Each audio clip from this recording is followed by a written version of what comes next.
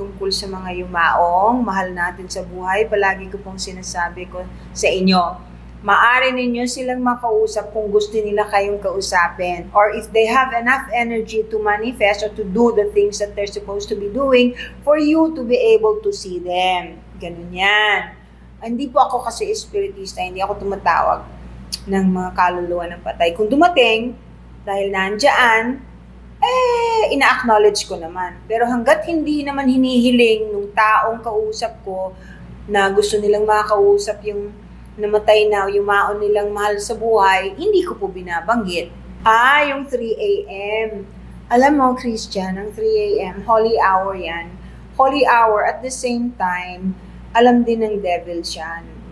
Iba yung Lucifer yan, iba yung devils, iba yung evil, at saka negative energy. Now, normally, syempre, magkalaban ang black at white.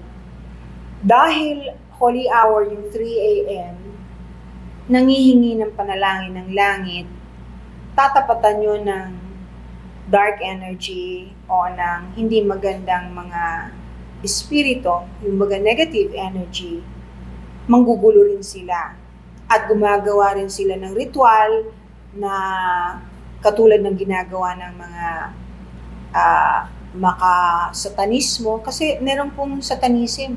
Sa Amerika, meron po niyan. May cult na satanism. Meron po silang misa. Meron silang pag-aalay. At saka ngayon wala nang takot. In fact, nagpaparada pa po yan sa street ng Amerika.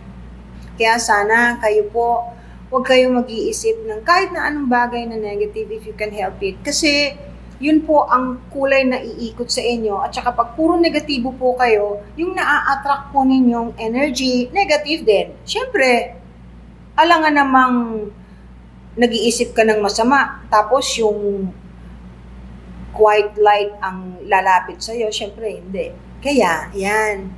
Mag-iingat kayo sa mga iniisip nyo. Kasi yung iniisip ninyo, para na rin ginawa ninyo. At saka para wag maka-attract ng negative energy, wag ganun. Kung hindi kayo naniniwala, wala namang problema, walang namimilit.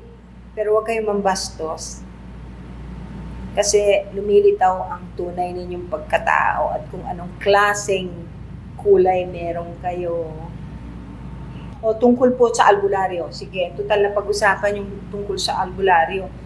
Marami pong albularyo dito sa Manila na sad to say, may kaalaman naman, pero pinagpatong-patong na kung anong napulot sa internet o sa iba, sa kwento, pinagsasama-sama. Ito po ang tatandaan ninyo. Ito ay parang tulong ko po sa mga nagpapaalbularyo. Kung kayo po ay may sugat, huwag po kayong magkamali na yung sugat ay pahahawakan sa kahit ng sinong albularyo kung hindi malinis ang kamay, hindi sterilized.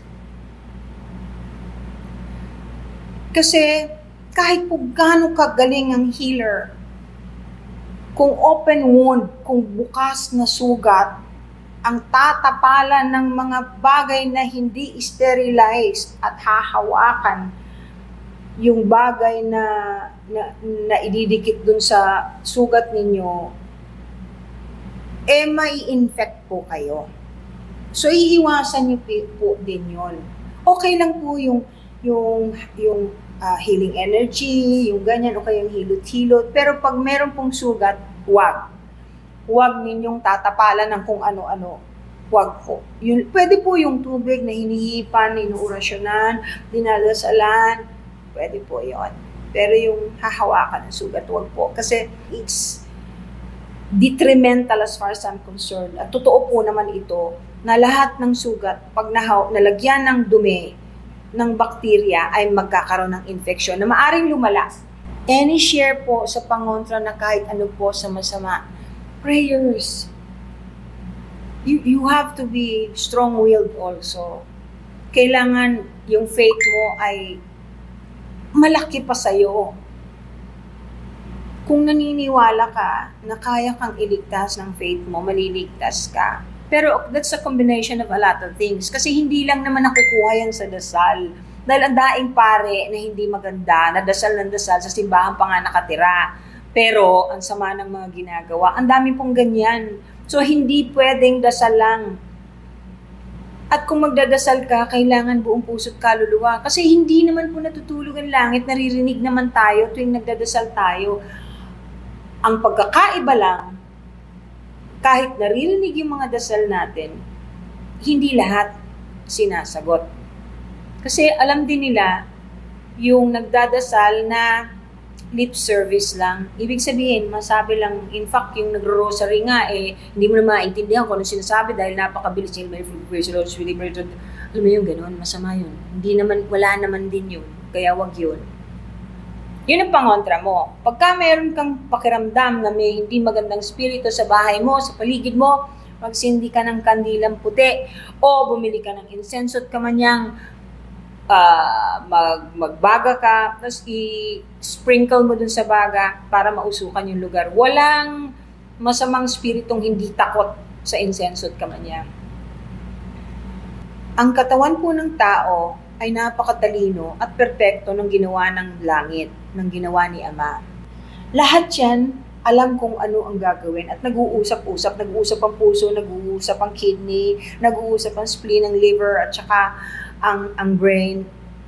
Alam nila, perfect yan eh. Tayo lang naman ang gumagawa ng mga maling bagay, kaya nagkakaroon ng dis-ease, meaning hindi na siya at ease, disease, nagkakaroon ng sakit. So, ang bukol, ginagawa yan ng katawan natin pagka maraming toxins na hindi nila gusto, na natatakot sila. Ang gagawin nila, iipunin nila yung mga toxin, babalutin.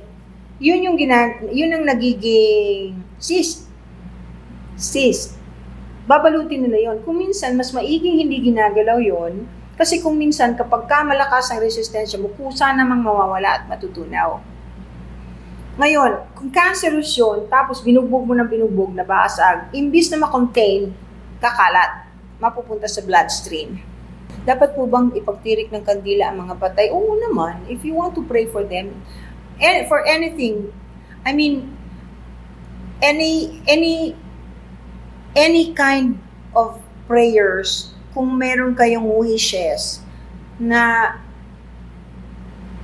gusto ninyong manuyo sa taas, pag nagsindi kayo ng kandila, natutuwa sila. Sa kanila kasi, candles are very holy, kaya hindi dapat pinaglalaruan yan.